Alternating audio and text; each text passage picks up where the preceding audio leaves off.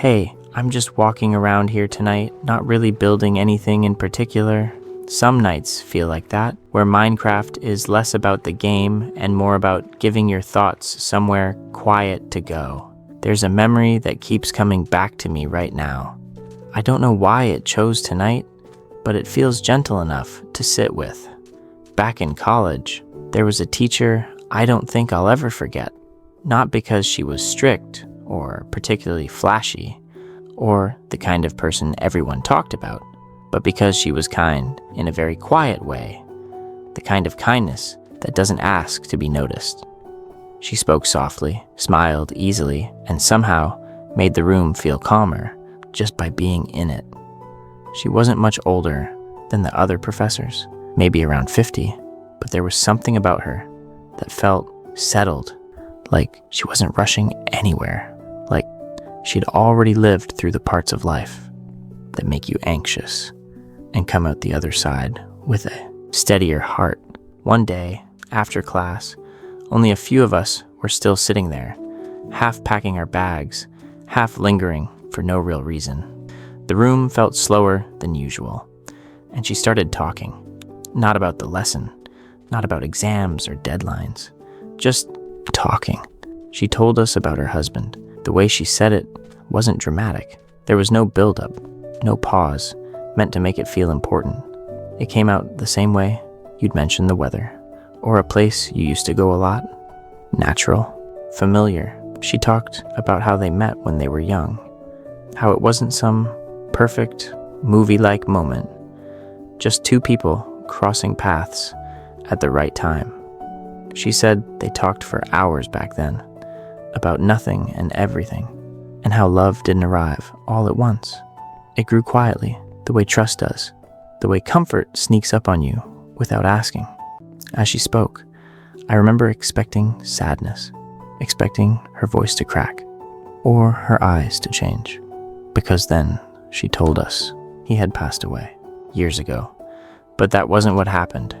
She didn't cry. She didn't apologize for bringing it up. She didn't lower her voice like she was sharing something fragile.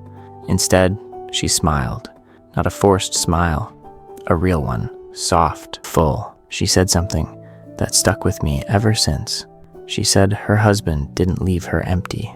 She said he filled her heart so completely for so many years that even after he was gone, there was still more than enough love left inside her. I remember sitting there, barely breathing, not because it was heavy, but because it felt rare. I don't think I had ever heard someone talk about loss without fear before, without bitterness, without that sharp edge people usually carry when they talk about what they've lost. She talked about how she still thought of him when she cooked certain meals, how certain songs still made her pause, how sometimes she'd reach for her phone out of habit, then smile when she realized there was no one to call anymore. Not because it hurt, but because the habit itself meant she had loved deeply. She said, love doesn't disappear just because the person is gone. It stays in how you move through the world, how patient you become, how gently you treat people, how full your life feels, even when it's quieter than it used to be. She told us she didn't feel unlucky. She felt grateful that she got to experience a love so complete that it didn't leave a hole behind. It left warmth. At the time, I didn't fully understand that. I was younger. Love still felt like something dramatic to me, something fragile, something you either had or lost completely. But her words stayed with me, even when I didn't know where to put them yet. Now, playing Minecraft like this, placing blocks slowly, watching the light change, I think I finally get what she meant. Some things don't end by disappearing. They end by settling into you. I think about her sometimes and wonder how she's doing. Now, I imagine her living quietly, maybe still teaching, maybe walking through her days with that same calm presence, carrying a love that no one else can see, but that shapes everything she does. That story changed how I think about love, not as something you cling to in fear of losing, but as something you let fill you, knowing that even if life changes, what mattered doesn't vanish. It becomes part of you. There's something comforting about that.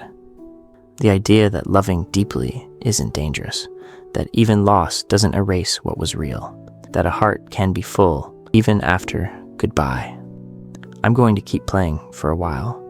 Maybe build something small, maybe just walk, and I'll probably keep thinking about her, about that story, about how love can stay. Thanks for sitting here with me. I'll stay a bit longer.